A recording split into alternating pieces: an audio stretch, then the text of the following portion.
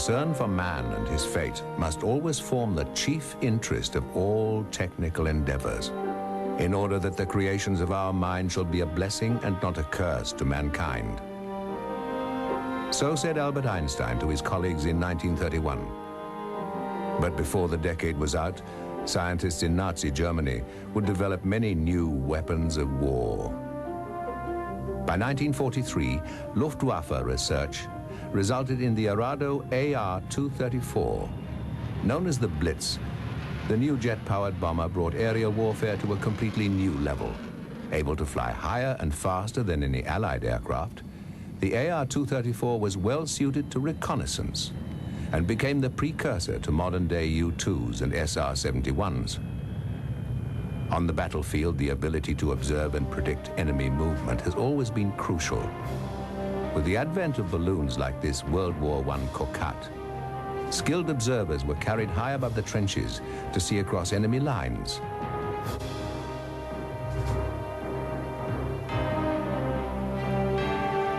More sophisticated lighter-than-air vehicles like the massive Zeppelin took the art of aerial reconnaissance one step further. But balloons and airships were extremely vulnerable, so conventional aircraft were soon put to use. And with the advent of aerial photography, positions deep inside enemy lines could be captured on film and taken back for analysis.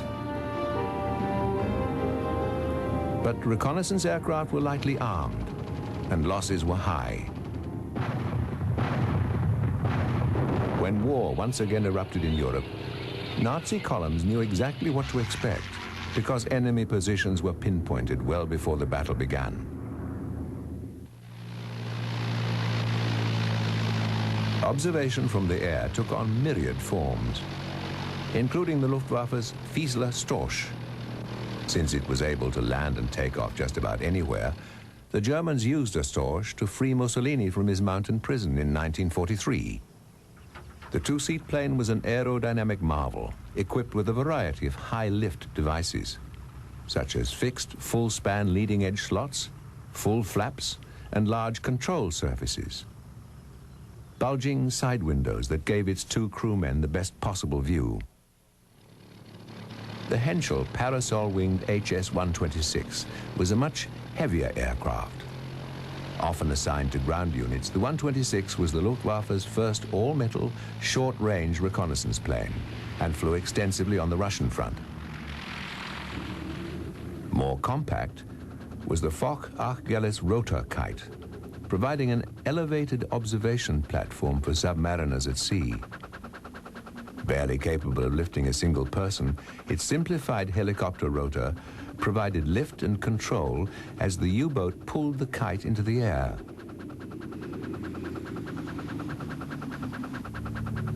But perhaps the most bizarre observation plane tested by the Luftwaffe was Blum and Voss's asymmetric V-141.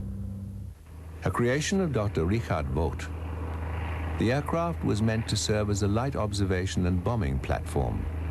Modestly successful, the plane saw some action on the Eastern Front in 1941. For balance, the oddly placed cockpit was offset by the engine torque.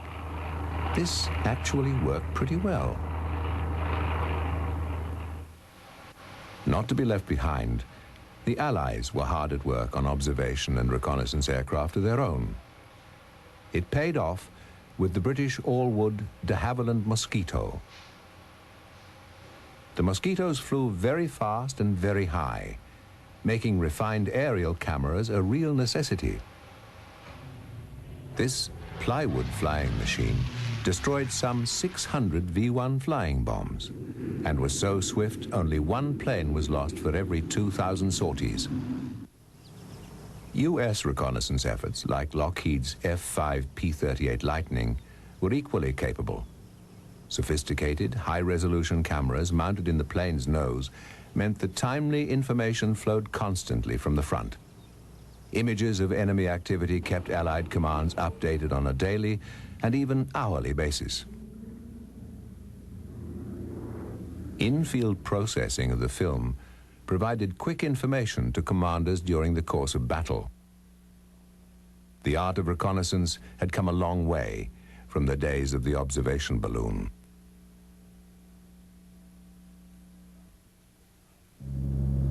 The Lightning was an ideal platform for the cameras it carried. Fast, steady, and maneuverable, it was capable of flying exceptionally long distances. The plane's twin engines gave pilots reassurance that their single-engine brethren could only dream about. The Lightning was large, with a roomy nose compartment, and could carry a good deal of photographic equipment into the air.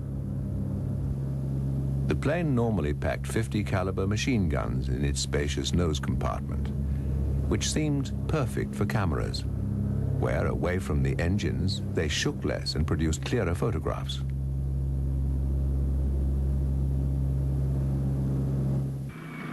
In Germany, the Focke-Wulf FW-189 Owl was used as a short-range reconnaissance aircraft and worked in close cooperation with ground forces. It was purpose-built with extensive glazing for excellent all-round vision for the crew of 3. It operated mainly on the Eastern Front.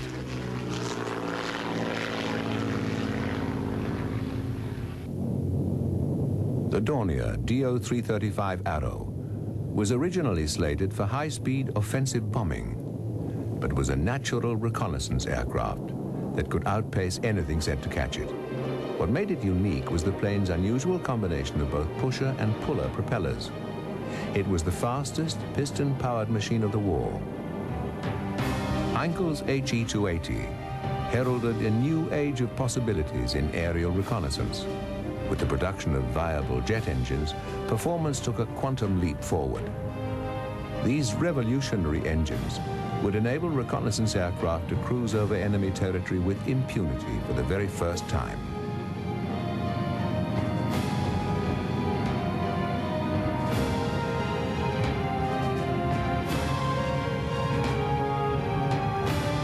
Though the HE-280 made its mark in history as the world's first jet fighter to fly, it would fail in its bid against Messerschmitt's extraordinary Me-262. The first jet fighter in combat, this shark-shaped killer was 100 miles an hour faster than any Allied plane. Behind the 262's success was the Junkers Jumo 004, the world's first jet engine ever to enter production. Though admittedly cantankerous, it produced nearly 2,000 pounds of thrust. In spite of a lifespan measured in tens of hours, it was state-of-the-art for its day. Sharing the supply of Jumo engines was the new Arado 234 reconnaissance jet.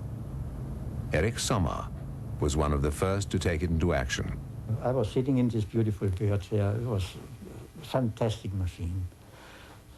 A skin they blasted on, they told me 150 pounds of speckle just to get every wrinkle out of the surface, yeah. Wonderful visibility to the side. Down there you could look between your legs. For reconnaissance runs, it was an ideal machine. Germany's military machine rose out of the ashes of the First World War. Hitler planned to build a Reich to last 1,000 years. As a frightened world watched, Luftwaffe formations began to fill the skies. Germany's aviation industry grew fantastically. Contractors spewed forth a flood of aircraft. Bombers, fighters, trainers, and transports rolled off assembly lines. In spite of the limitations imposed by the Versailles Treaty, production rates soared.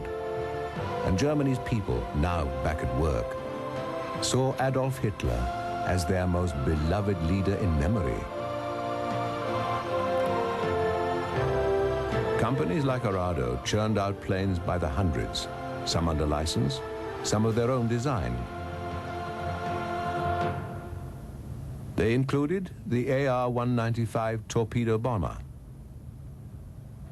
and the 198 reconnaissance aircraft. The Arado 231 could be dismantled, stored